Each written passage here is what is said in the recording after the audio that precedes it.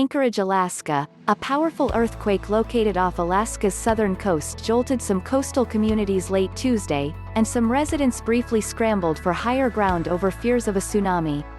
There were no immediate reports of damage in the sparsely populated area of the state, and tsunami warning was cancelled after the magnitude 7.8 quake off the Alaska Peninsula produced a wave of less than a foot. According to the U.S. Geological Survey, the earthquake struck Tuesday at 10:12 p.m. local time, centered in waters 65 miles (105 kilometers) south-southeast of Perryville, Alaska at a depth of 17 miles (28 kilometers).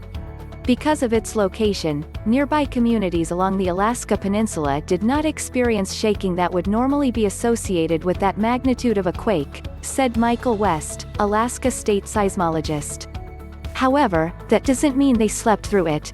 West said residents in small towns within 100 miles of the quake reported very strong shaking, and was also felt more than 500 miles away in the Anchorage area, West said. No reports of any damage, Kodiak Police Sergeant Mike Sorter told the Associated Press early Wednesday morning. No injuries were reported. Everything is nominal. Kodiak is about 200 miles northeast of where the earthquake was centered. The tsunami warning had coastal residents evacuating for higher ground.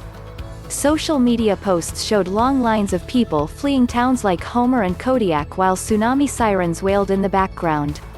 On Kodiak Island, the local high school opened its doors for evacuees, as did the local Catholic school, the Anchorage Daily News reported.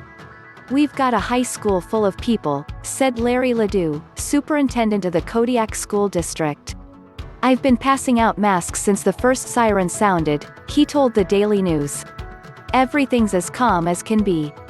We've got probably 300, 400 people all wearing masks," he said before the warning was cancelled. Tsunami warnings are commonplace for people who grew up in Kodiak. "I've been doing these since I was a little kid," Ledoux told the newspaper. Old news.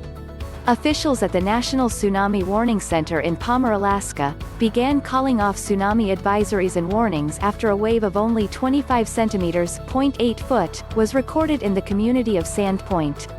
"I might have expected a little bit more water, but I'm happy that there wasn't," said David Hale, the senior duty scientist at the Tsunami Center.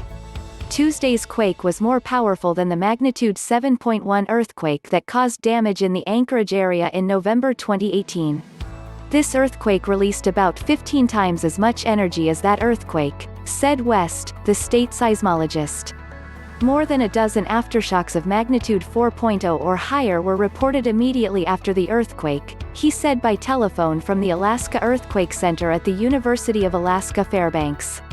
"We got people here who are going to be working all night," West said early Wednesday morning.